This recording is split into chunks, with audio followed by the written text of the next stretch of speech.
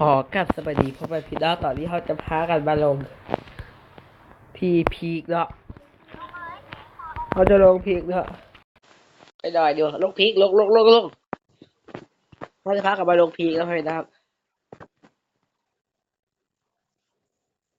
ตอนนี้เห็นมันตัดบอล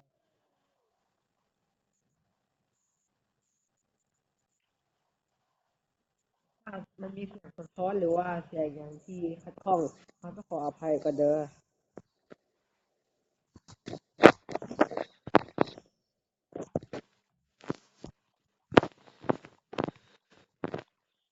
ไม่ต้องให้ตัว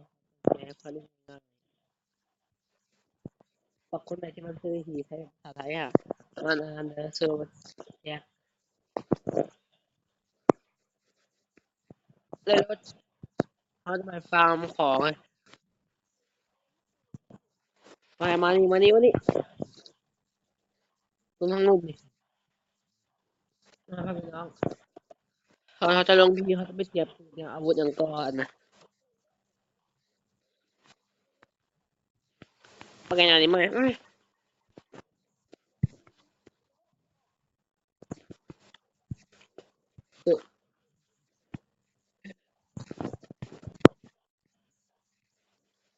เฮ้ยเอาขึ้นมาเราลองผ่านอ๋อเครื่องเต็มโคตรไวตอนนี้เราเราความของแบบเครื่องเต็มก่อนหลายๆไอ้ประกันอะไรไหมเดี๋ยวให้เสียงปืนไปจับปืน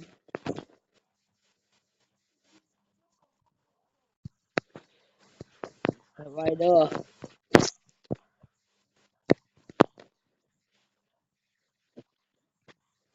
ถ้าใครยังไม่อยากเล่นก็บอกเขาเพียงแต่กดไลค์กดแชร์ชื่อว่าราชันโปเดี๋ยวเขาจึงได้เห็นไอ้คือลึกประกันลาคือลึกลาไปแข่งอยู่ใส่ไปแข่งรถโอ้ยเมาเก่าเมื่อกี้นะโลเอาเมื่อกี้อ่ะ เจ้ายังโมโหเราเจ้าดิจะโมไปแล้วกันแล้ว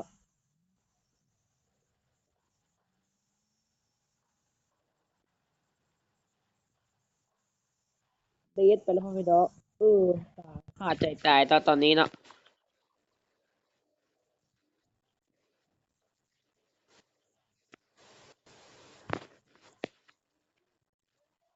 จะเฝ้าแล้วพี่ดอก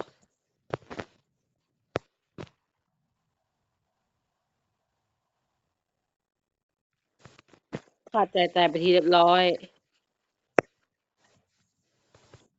เอาพี่น้องแจ็คเอากระเป๋าไอมาคืนเอากระเป๋าไอมาคืนเด็กน้อยซุ่มนี่มักขี่รักเครื่อง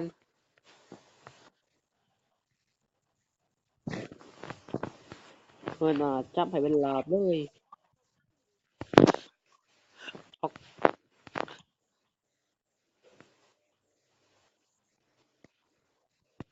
พอเลยแล้วแล้วก็เลยมั้ง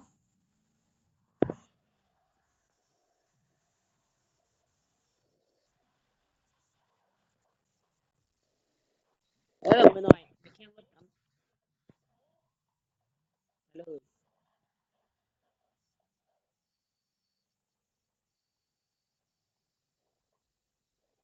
ไปไปตามทางเลยว่าไม่ว่าจะมาเนี่ยกันแบบคือบัวว่าเนาะบัวว่านักข่าวกันหลีต้องกันแต่เขาก็ได้แคสเกม ก็อยากเป็นนักแคสเกมของประเทศลาวแน่มาหน่อยให้คนเฮ้ยคน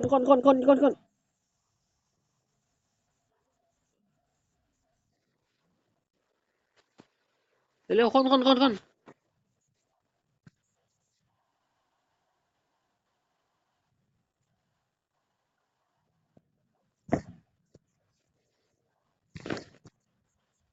เอายังมาดิแจ็คเขารู้จักเฮ้ย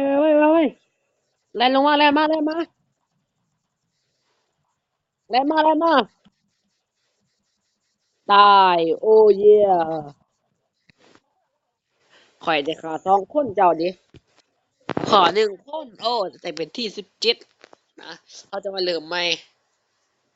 ถ้ามีเสียงกระตุกกระตักหยังต้องขออภัยเด้อเพราะว่าเอาใช้โทรศัพท์เพื่อแคสเกมถ้าตัดต่อยังบ่พูดเพิ่มอินโฟเขาก็ต้องการให้หมู่ในโฮเคียนกำลังเฮ็ดแถวอยู่เนาะเห็นว่ายังจะทำการปรับปรุงเพิ่มขึ้นเราเริ่มวัด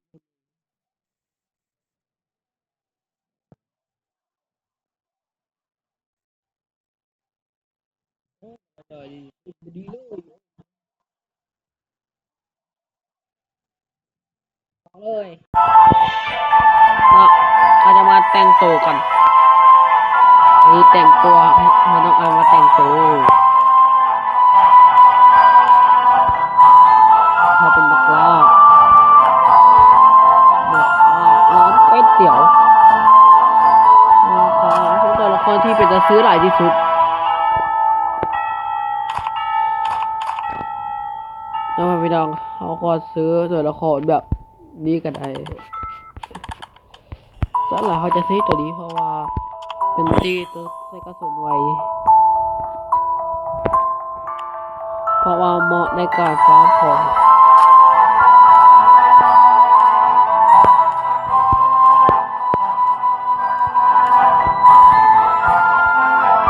ไม่เห็นตัวนี้เหมือนบอมเมนแมนเลยต้องใช้ผู้ซ้ายดีกว่า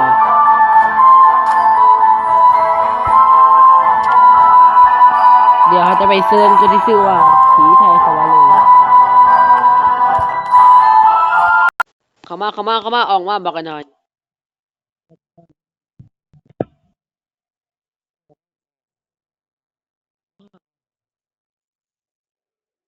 ออกมาเลยมีเสียงหนึ่งเกิดงานขอไปถ้าอยากเล่นกับพวกเขากับมาลิดได้เลย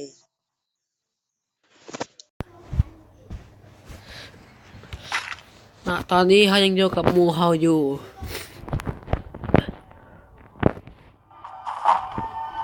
ไปตอนนี้เขาจะพามาลง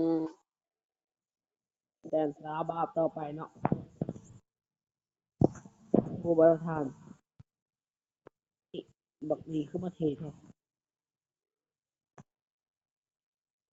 ไอ้ก่อเอาไปจริงๆใช่ไหมยังมากินกับพี่ด้วยน้องวันนี้ไปพี่น้องวันนี้เจอมวยข่าวมาละจะมากราบขอโทษบอกถ้ามีเสียงหนึ่งดังๆเกิดขึ้นหรือว่าพักมีการกระตุกกระติกเนี่ยเขาต้องขออภัยก่อนถ้าคนไหนที่เขามาเบิ่งแล้วอย่าลืมกดไลค์กดแชร์แล้วอย่าลืมกดติดตามเขาเด้อเพื่อเป็นกำลังใจให้เขาในการเฮ็ดคลิปอ่าตอนนี้เราทีมเขายังอยู่นอกอยู่เข้ามาเขาจะพากันมาลงเขตนี่มามิสกิอ่ะลงเลย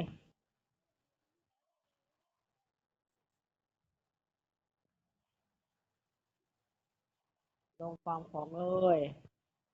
ถ้ายังมาลงเขตนั้นแล้วเขาจะเป็นลงบ้านหลังนี้เนาะ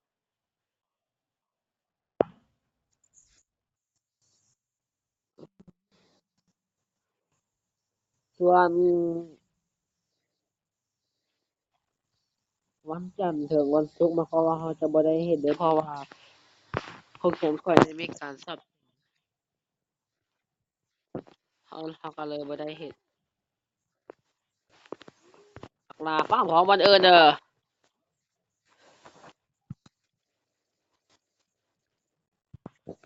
จองลมมีปืนเด้อเฮ้ยบักลาถ้าเป็นตำรวจจราจรเนี่ยต้องมีปืน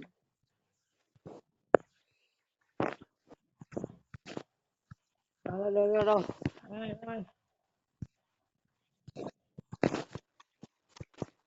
เตรียมปืนเว้ย แต่บอมีเกาะมีเกาะแล้วแหละเดี๋ยวพอมีแค่นั้นเดี๋ยว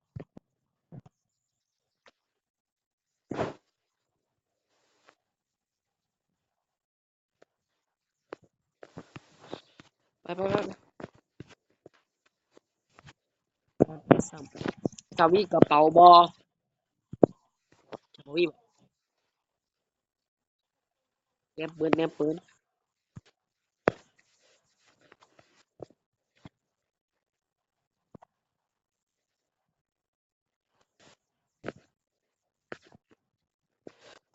เร็วเข้ามา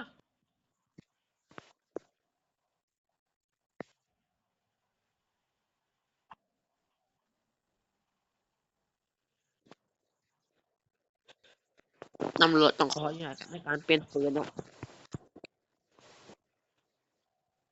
ในสวิตดีพี่ปืนแจ็คมึงมีปืนสั่นบอกเปลี่ยนกันปื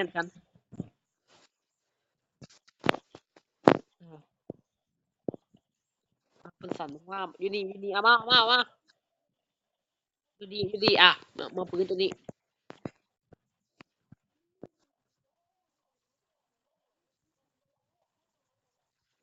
เอาปืนใส่กล่องมาถ้าบันเดินบ่ค่อยต้องหนีเด้ถ้าบุยปืนใส่กล่องแล้วว่าปืนประทะแบบรู้ว่าคนกดมึง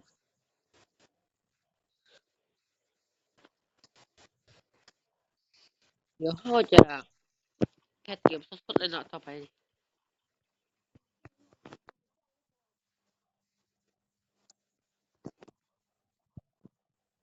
เราสัญญาณดีบ่ล่ะค่อนข้างไปแล้วเหรอนี่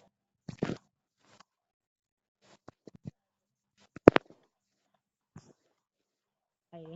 บ่ดีก็จะว่าโอ้โมงอ่ะ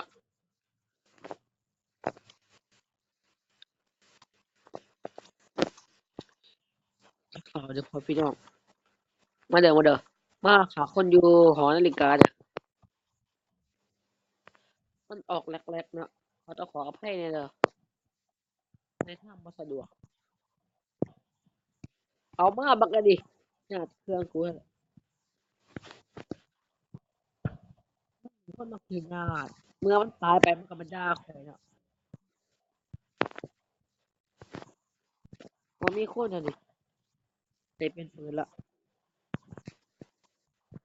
มันจะใส่ปืนตอนนี้มีคนพ้องตอนนี้ไปละมีคนอะ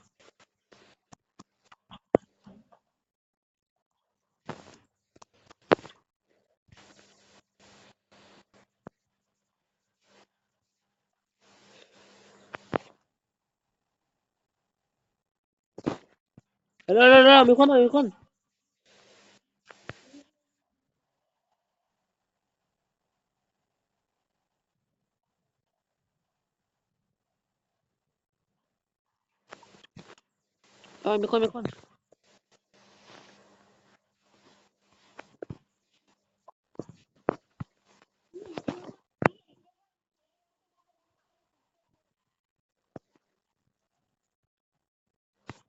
เราใส่ปืนรั่ว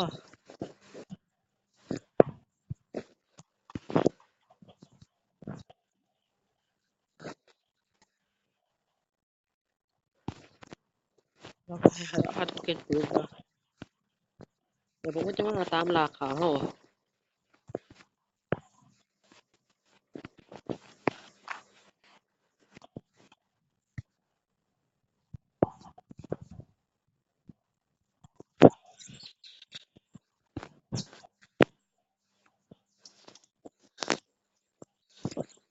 ปืนคัดเท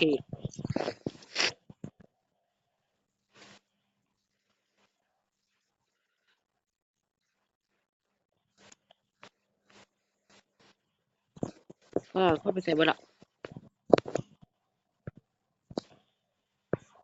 มันต้องย่ามเ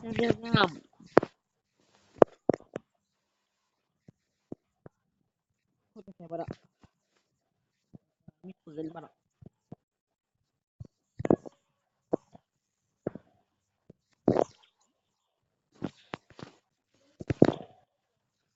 ลงมาเว้ย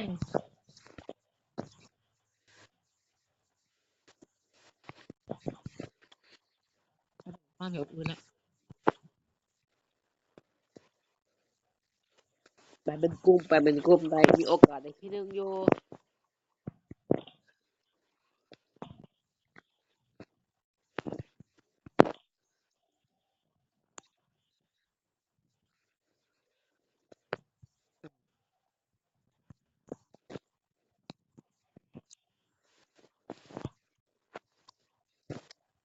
เอเคละให้ละAWสัว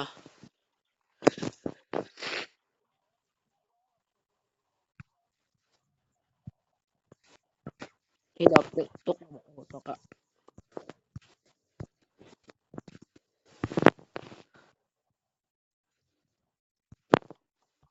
อย่าฝ่าไปหันมีคนเลยแต่ทางโปรโซ่เห็นว่ามันบ่สะดวกหรือว่ามันบ่พานห้าบอกให้เลยเดี๋ยวเราจะมีการปรับปรุงทางใดทางหนึ่งเอามาเกาะซองเลยส่วนคนที่เราออกเสียงหน่อยแม่นพระเจ้าเฒ่าเนี่ยเราประมาณ30 ปีละเราบ่มีหมวยเพราะว่าพ่อแม่เราตัดหมวยเราถิ่มอะ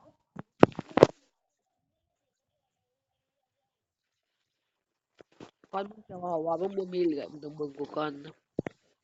ลูกปืนเลย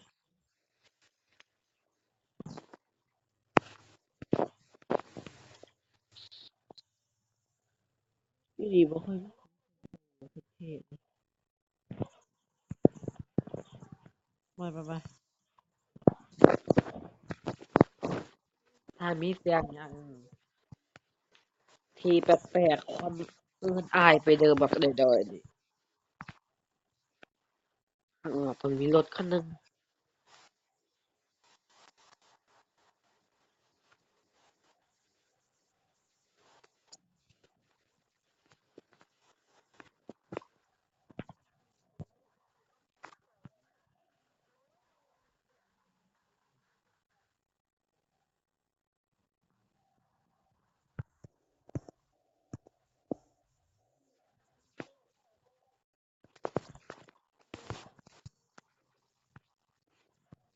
ต้องแดงไปแม่ขึ้นรถหน้าตารถไปเด้รถไปแล้วตอนนี้ต้องมารับคนละ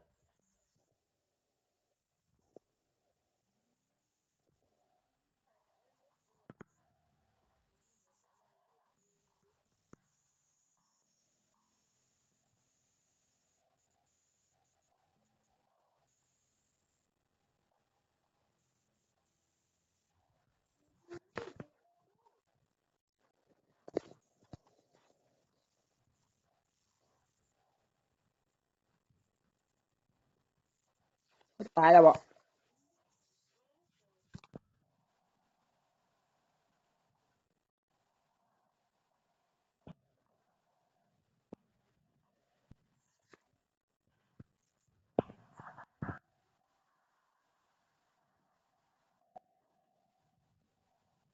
บ่ทันเลยเฮ้ย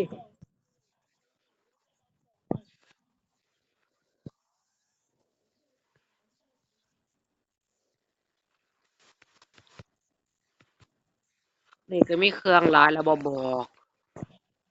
กดไลค์ให้แหน่เดี๋ยวเบิ่งคนเด้อมันบ่เฮ็ดตามเลยอย่างแรกเขาควรใส่ปืนนี่เปลี่ยนเป็นปืนนี่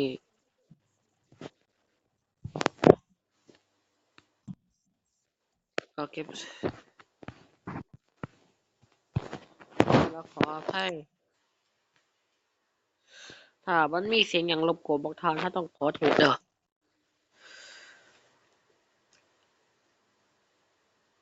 ไอ้ว่ามันจะแตกดีกันไปอัพบอลอื่นก็ต้องใส่ปืนที่มันมีจับ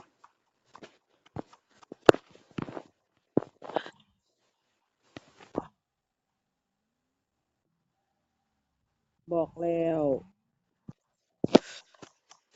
รถจะออกแล้วก็ยังโบเสือตายซ้ำบักค่ะบางทีไทยค่ะตายไปเลยตอนนี้นะคือพ่อจะไปลองหาข่าวคนด้านหน้าให้ขนมเนาะ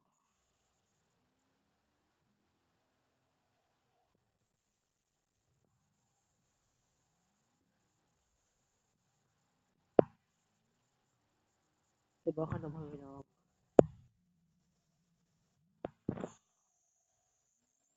ต้องเดินทางไป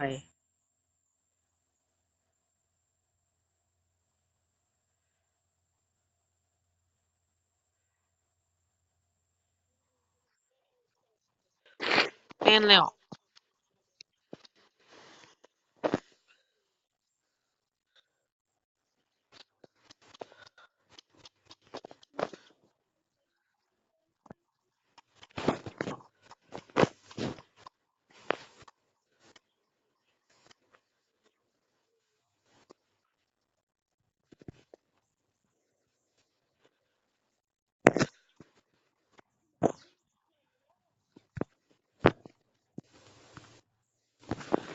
เขาจะสั่งถามมาแล้วพี่น้อง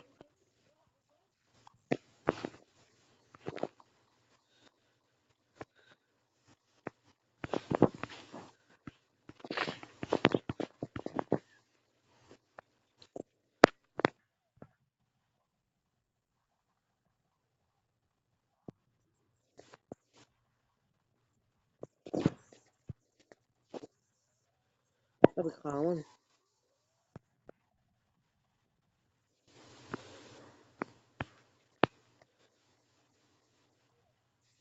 อุ๊มันใส่ปืนยังยิ่งวะขนมเบิงมันเขาจะเป็นที่สี่ที่สามต่ำคลิปนี้แค่เพื่อความสนุกสนานเด้อ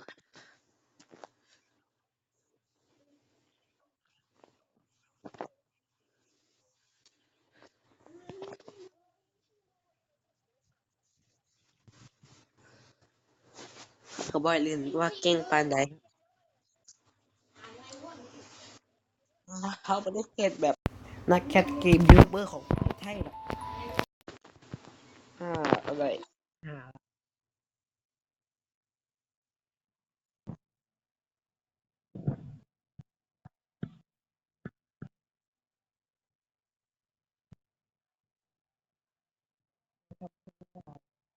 ที่เขาต้องขอกราบก่อนเนาะโอกาสโนบาขอกราบไปแล้ว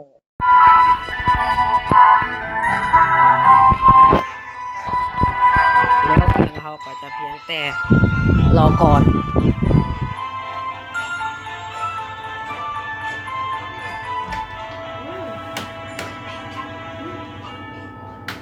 เปิดเพลงเปิดเพลงเปิดเพลงเอาเปิดเพลงกูจะว่าให้มันขีดเดี๋ยวเขาจะพามาลีดแคนอัพแคนใหม่เนาะตอนนี้ขอให้ทุกท่านมาเบิ่งเด้อเรามีอยู่สองไอดีคือไอดีตัวละครเกือบเต็มกับไอดีตัวละครที่โบเต็มเลยเราต้องพี่ไปด้วย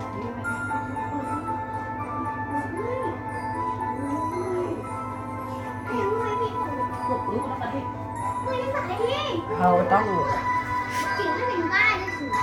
ตอนนี้นะเขาจะมาฟังเสียงคนให้เด้อต้องขอขอบใจ